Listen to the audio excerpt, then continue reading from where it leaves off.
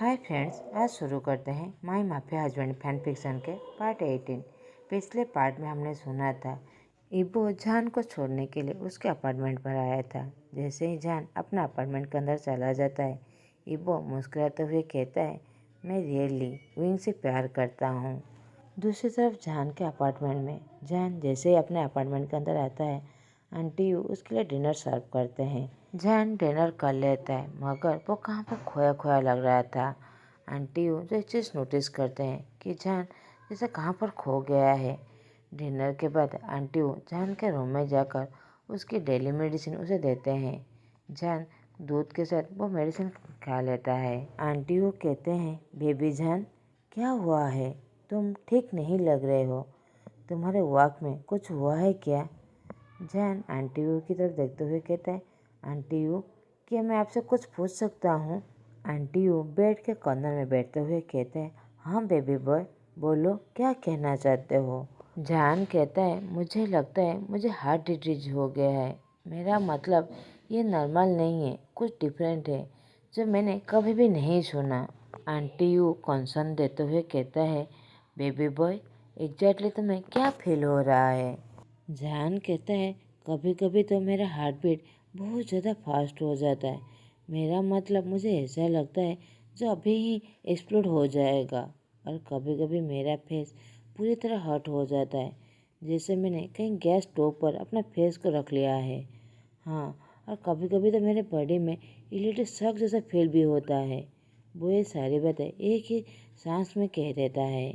Aunty you समझ नहीं पाते कि वो क्या कहें। वो मेडिकल के बारे में कुछ भी नहीं जानते, मगर वो बहुत ज़्यादा वरीड हो जाते हैं क्योंकि वो जान को अपने बेटे जैसा प्यार करते हैं। उन्हें लगता है कि उनके बेटे को कोई खतरनाक हार्ट बीमारी हो गया है। वो इस बारे में मिस्टर साहू को ज़रूर इन्फॉर्म करना चाहिए, मगर उससे पहले सारे इन्फॉर्मेशन जानना पड़ेगा कि एक्चुअली उनकी बीमारी क्या है। आंटी वो कहते हैं, जान तुम्हें इस बीमारी की सिम्टम एग्जैक्टली तुम्हें कब फील हुआ था? जान कहता है, वेल आंटी, ये बीमारी मुझे एक पर्टिकुलर पर्सन जब मेरे आसपास होता है तब मुझे ऐसा महसूस होता है। जब मेरे पास होता है मेरा हार्ट बीट बहुत ज़्यादा फास्ट हो जाता है। जब वो इंसान मुझे छूता है मुझे बहुत ज़्यादा डिफरेंट फील होता है, जैसे मेरे बॉडी में इलेक्ट्रिक शॉक लग रहा है। जब वो मेरे आसपास होता है मेरे सोचने की एबिलिटी जैसे मैं पूरी तरह खो गया हूँ, और बहुत कुछ मैं आपके सामने कैसे एक्सप्लेन करूँ। जान जो बहुत ज़्यादा कंफ्यूज था और वो समझ नहीं पाता कि वो आंटी यू को कैसे समझाए। आंटी यू जान की तरफ कुछ देर तक ऐसे ही घूरने लगते हैं। जान जो बहुत ज़्यादा कंफ्यूज था, जब वो आंटी यू की कोई भी बातें नहीं सुनता तो आंटी यू बेड से उठकर वो डांस करने लगते हैं और गाना गाते हुए कहते हैं, ये मेरे बेबी बॉय अब बेबी बॉय नहीं है, अब उसे प्यार हो गया है, वो अभी लव में है। जान मम्बर्स करते हुए कहता है, लव, और वो आंटी की तरफ देखने लगता है जो पागलों की तरह डांस कर रहे थे। आंटी यू बहुत ज़्यादा एक्साइटेड हो जाते हैं। वो कहते हैं, जान वो पर्सन कौन है? जान आंटी की तरफ देखने लगता है और कुछ भी नहीं कहता। आंटी यू जान के पास बैठकर उसके हाथ को पकड़ते हुए कहते हैं, जान शायद तुम्हें अभी रियलाइज़ नहीं है कि तुम क्या एग्जैक्टली फील हो रहा है उस इंसान के लिए, मगर एक बात तो श्योर है, तुम्हारे बॉडी को एक पता चल चुका है, वो रिएक्ट करने लगा है। जब किसी को पहली बार प्यार होता है तो ऐसा ही फील होता है।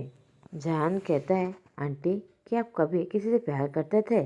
आंटी वो कहते हैं, हाँ, मुझे मेरे फीलिंग के बारे में समझने में बहुत ज़्यादा टाइम लग गया, और जब मुझे समझ में आया मैं उसे खो चुका था।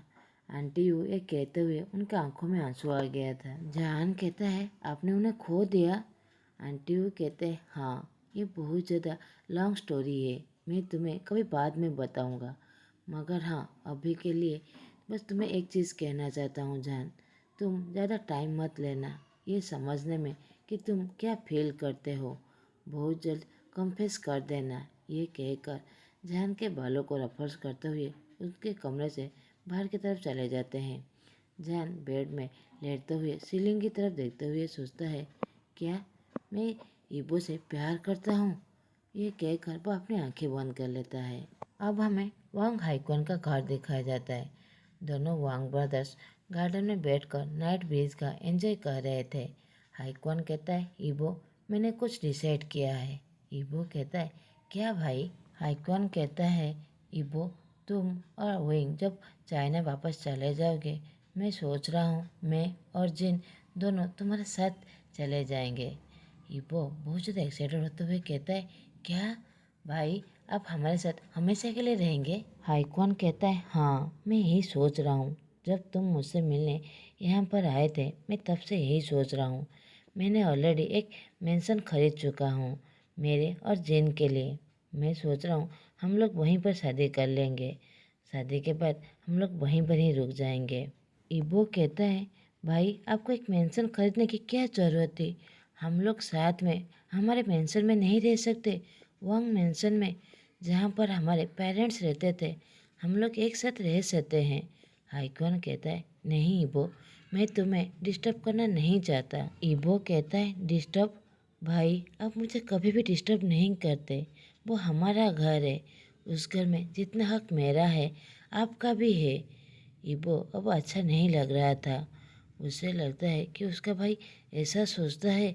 वो क्या यहाँ पर रुक कर अपने भाई को डिस्टर्ब करता है? हाइक्वन कहता है, ओ इबो मेरा छोटा भाई, मेरा कहने का मतलब वो नहीं था। मेरा मतलब मैं तुम्हें ऐसे तो डिस्टर्ब नहीं कर सकता। तुम्हारी जो पीसफुल स्लीप है हर रात को मैं और जिन तुम्हें ऐसे डिस्टर्ब तो नहीं कर सकते। इबो विंक करते हुए कहता है, ओ गॉड भाई आप भी ना बहुत ज़्यादा हो गया। ठीक है आपकी जो मर्जी। वैसे भैया आपका काम का क्या होगा? हाइक्वन कहता है, तुम मुझे बताओ इबो, तुम्हारा भाई माफिया किंग है और फिर 4 बड़े हॉस्पिटल के ओनर है जो चाइना में है। मेरे लिए वरीड मत हो। इबो चक्कर करने लगता है और वो अपने भाई के लिए बहुत ज़्यादा प्राउड फील कर रहा था। हाइक्वन कहता है, अब लेट हो गया है, चलो सो जाते हैं। ये कहकर वो खड़ा हो जाता है। इबो कहता है, भाई मैं एक्सेप्ट करता हूँ कि मैं उसे प्यार करता हूँ। इबो जो अभी भी बेंच पर बैठा हुआ था, हाइक्वन खड़े होकर उसकी तरफ बिना देखे कहता है, मुझे पता है तुम अपने प्यार को कन्फेस करो। ये कहकर वो वहाँ से चला जाता है। इबो कहता है, हाँ मुझे उसका प्यार चाहिए, मुझे विंग चाहिए। ये कहकर अपना फ़ोन निकालता है और जान को नेक्स्ट डे का शेड्यूल मैसेज कर देता है। अगले दिन सुबह अब 7 बज गए थे। इबो जो उठ गया था वो बहुत ज़्यादा खुश था। पहली चीज़ वो जान को मैसेज करता है। इबो लिखता है, गुड मॉर्निंग। जान कहता है, गुड मॉर्निंग इबो। इबो कहता है, रेडी रहना, मैं तुम्हें 10 बजे तुम्हारे घर से पिकअप करने के लिए आऊँगा। जान कहता है, ऑल राइट, अभी 3 घंटे बाकी है। ठीक है मैं रेडी रहूँगा। Good night. इबो कहता है, गुड नाइट। जान इबो को मैसेज करने के बाद वो फिर से सो गया। जान के फ़ोन फिर से रिंग होने लगता है जो इबो का मैसेज था, मगर जान उसे चेक नहीं करता क्योंकि वो गहरी नींद में सो गया था। दूसरी तरफ इबो जो बहुत ज़्यादा कंफ्यूज था जान के मैसेज पर गुड नाइट, मगर वो उसे इग्नोर करता है और बाथरूम की तरफ चला जाता है अपने मॉर्निंग रूटीन के लिए। ठीक 45 मिनट्स के बाद वो ब्रेकफास्ट करने के लिए नीचे आ जाता है जहाँ पर जिन और हाइक्वन जो उसका इंतज़ार कर रहे थे। हाइक्वन कहता है, वाह इबो तुम आज बहुत ज़्यादा हैंडसम दिख रहे हो, कहाँ जा रहे हो? जिन भी इबो के से डिफरेंट लोग देखकर वो भी हाइक्वन की बातों पर एग्री हो जाता है। इबो कहता है, कुछ नहीं भाई, बस कल रात को आपने जो कहा था वही करने के लिए जा रहा हूँ। इबो डाइनिंग टेबल से एक एप्पल लेकर मेंशन के बाहर की तरफ चला जाता है। हाइक्वन चिल्लाते हुए कहता है, हे इबो उसके लिए कुछ गिफ्ट जरूर लेके जाना। इबो वो भी चिल्लाते हुए कहता है, हाँ मैं ज़रूर लेके जाऊँगा। जिन जो हाइक्वन की तरफ बस देखे ही जा रहा था। जैसे हाइक्वन नोटिस करता है वो जिन का हाथ को पकड़कर अपने करीब खींचते हुए अपने गोदी में बिठा देता है और कहता है, बेबी क्या सोच रहे हो? जिन कहता है, क्या इबो आज साइजन को प्रपोज करने वाला है? हाइक्वन कहता है, हाँ वो उसे बहुत ज़्यादा प्यार करता है। मैं भी चाहता हूँ कि वो साइजन के साथ हो जाए। मेरे भाई को भी प्यार की ज़रूरत है, उसे शाहजहान की ज़रूरत है। वो वार्म की लालसा है। 14 साल हो गए, बस जहान ही है जो उसे प्यार कर सकता है, केयर दे सकता है और वार्म दे सकता है। और वो अपनी आँखों को बंद कर लेता है। जेन कहता है मगर हाइकॉन उसकी बात को काटते हुए कहता है, मुझे पता है जेन, तुम क्या सोच रहे हो। और बड़ी सी सांसें लेते हुए कहता है, ये बस मेरा अकेले का डिसीजन नहीं है, वो भी यही चाहते हैं। हम ज़्यादा दिन तक शाहजहान को इबो से छुपा के नहीं रख सकते।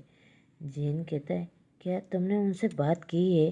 हाइकॉन कहता है, ऑफ कोर्स, वो शाहजहान के पापा हैं, उनके कंसर्न के बगैर मैं ये डिसीजन कैसे ले सकता हूँ। आज का पार्ट मैं यहीं पर ही ख़त्म करता हूँ। आप लोगों को मेरा एक्सप्लेनेशन अच्छा लगे तो प्लीज़ लाइक, कमेंट और सब्सक्राइब कर दीजिएगा। Thanks for watching.